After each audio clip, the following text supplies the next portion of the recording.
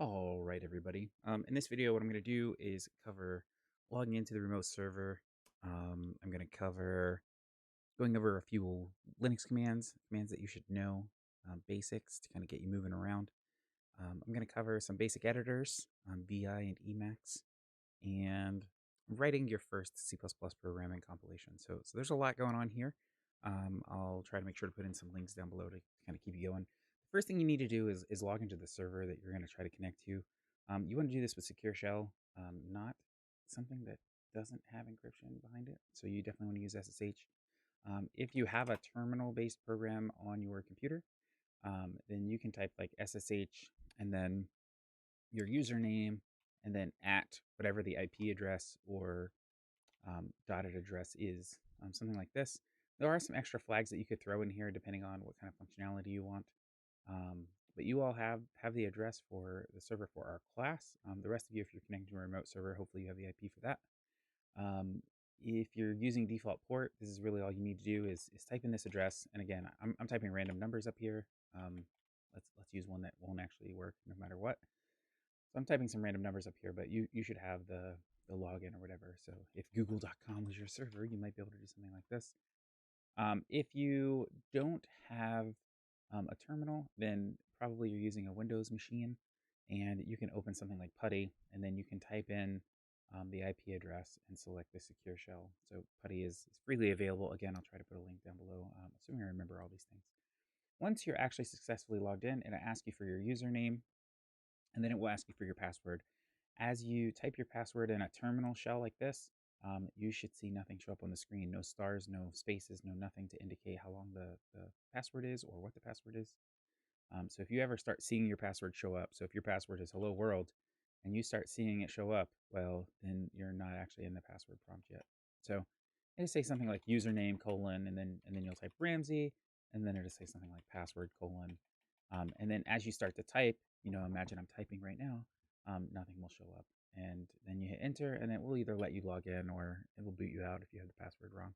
Um, this isn't the preferred method for logging into remote servers. It's the one we're going to use in our class, but it's preferred to generate a secure shell key um, and upload the public version of that key to your directory, and then you keep the private key local and encrypted under a password, and that way you don't have to do the handshake via a login and password um, in the other method.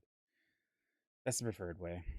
Okay, all right. So now that you're logged in, there are a couple of things that show up in this prompt. Yours probably won't have colors in it. Of course, mine have colors in it. There will be something like your username at, and then some information here that kind of defines the machine that you're connected to in some way. Um, you can see that I have kind of two shells here. One which says FluxPoint at Tsunami 2080, and one which says Ramsey at 470. And this is kind of like the username that's logged in at, and then kind of the name of the machine in some way or another. And then up here I have Ramsey at 470. Now I've renamed mine to 470. Yours will say something else here if you're in the class. But if you're logging in to say, I don't know, google.com, this might say something like Ramsey at Google or something like that. This colon is just to separate a few fields here, and then you'll see a tilde. And this tilde means your current working directory. So my current working directory, which I can list with pwd, is /home/Ramsey. And so that tells me kind of where I'm at. And that is called a current working directory. Okay, and that means that's my home directory. That's where I'm at. The current working directory is kind of like if I type something, it will often look in your current working directory first. The tilde refers to your home directory. So for most servers, that's going to be like home/your username. Certainly, that's what it's going to be for our class. If you want to list the files that are in your current working directory, you can do so with an ls. You can list all files and use a long listing using a couple different flags here. So you can type ls by itself, and you'll see a subset of the list that you would see if you do ls-al. And this will kind of just list the files that exist in your home directory here. You can move around in the file system, and we'll talk about that. There's also permissions and some other descriptors over here. So this D stands for directory, R is read, W is write, X is execute. There are 3 sets of RWX permissions. there is the owner, the group, and the world, and that tells you kind of who owns what directories and what permissions they have to them. So you can see, like in my 470 directory, only I can read, write, and execute. But in my repo directory, I can read, write, and execute, but the whole world can read and execute from that directory as well. And that's going to become important because we're going to use that to give you some access here and there. Okay, so what can we do? We can move around the system. We move around the system with cd. If you just type cd by itself, it will take you to your home directory. We're already there. And you can see my tilde just says tilde. I can cd to my repo directory, let's say, typing cd space repo, and you can see that the current working directory is reflected in my prompt. You might have a different prompt on your server, but if you're in the 470 server, it will look this way, and this is kind of the default thing to show up. And so now I know I'm in my home directory / repo. I can do an ls-al here. You can see there's a couple of CPP files here that have read and execute permission for everyone, read, write, and execute for myself. This dot stands for the directory that I'm currently in. The D means it's a directory. So this directory that I'm currently in has the same permissions that we've already said. And then this dot is my parent directory. So apparently I own and I'm grouped to the parent working directory as well. So that means I can go up a directory and I'll be in the same permission level. I can look at my current directory with dot. I can look at my parent directory with dot. And then these are just files that exist. So if I type in ls without the -al, you'll see the files, but you won't see any of the dot files or parent and current directories or these dot files that existed in the other directory. We can move down a level by doing cd space .. And that really means go up to my parent. I say down, but it means go up to my parent, which should give me tilde. And I could get back to tilde just by typing cd from anywhere, and that will bring me back to tilde anyway. So cd is useful. It stands for change directory. It's useful for moving around. ls is like list files, and that's useful for kind of seeing what exists and where they exist. Okay, all right, we're moving pretty quickly here. So let's go ahead and go back to, say, my 470 directory. And there are a couple of editors that I want to kind of just walk through the very, very basics of. I'll do VI first.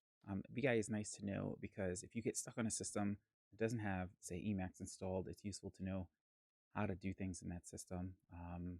And sometimes you'll find that you get thrown into VI as the default editor and a lot of other system commands. So VI is cool because it's always there. So if you do something like VI and then you type some file name like hello.cpp, my hello.cpp file already existed in this directory.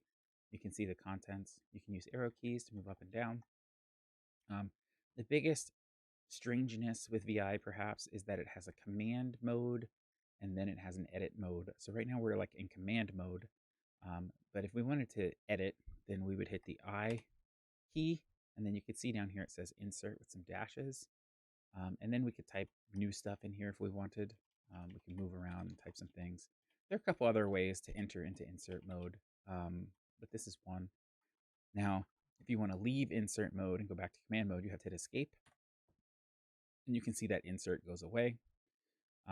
Now, if I want to write this file, I have to hit colon, and you can see that down here a colon shows up. I have to hit W for write, and if I want to write and quit, then I hit Q for quit. Sometimes you'll have to write an exclamation here, like if you edited a file by accident and you want to quit without saving, you might have to put an exclamation. Sometimes you won't have to. So I is for inserting, escape is to get back into command mode, and then :WQ is to write and quit. And with those, you can usually fake your way through most of VI. Now, there's a lot of cool things that VI can do, like delete a word, which can be useful. Now, I don't remember how to go back in VI. I don't have all of my cheat sheets here with me. So I'm going to do :Q exclamation to make sure I don't save. And that exclamation says force the quit, even though there might be things to save. I believe Emacs has a slightly easier onboarding. And so I'm going to Emacs the same file. Emacs is always in edit mode. If you want to save and quit, you would first save, although it's kind of optional if you first save or not, but I would do that. And you save with ctrl-x, ctrl-s. And you can see down here it says I wrote to this file, and this is the directory where it wrote, and exactly which file it wrote to. And then to quit, you hit ctrl-x, ctrl-c. So those two commands really are all you need to kind of maneuver around in Emacs at a basic, simple level. We're hitting the 10-minute mark, and I don't like these things to go too terribly long, but I would like to hit on one more thing before I let you go, and that is, how do I compile a C++ program inside one of these servers on a command line like this? Compiling and running are two separate steps.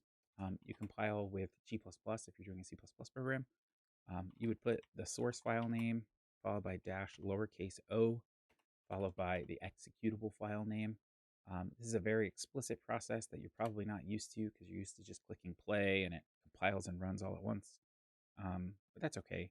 So in this case, there were no compilation errors, so it just brings me to the next line of the terminal. And so I use // which means look inside my directory that I'm currently in at this file called hello. And so you can see that all of those edits that I've been making to hello.cpp were committed in both the saves, both from VI and Emacs, and then it compiled into this program called hello, and then all of this stuff outputs. There's lots of other cool stuff that we can do here, but these are just the basics, and I wanted to keep this kind of as tight to 10 minutes as I could, so I'm going to stop there. Yeah, so take care of yourselves and take care of each other. See you guys next time. Okay.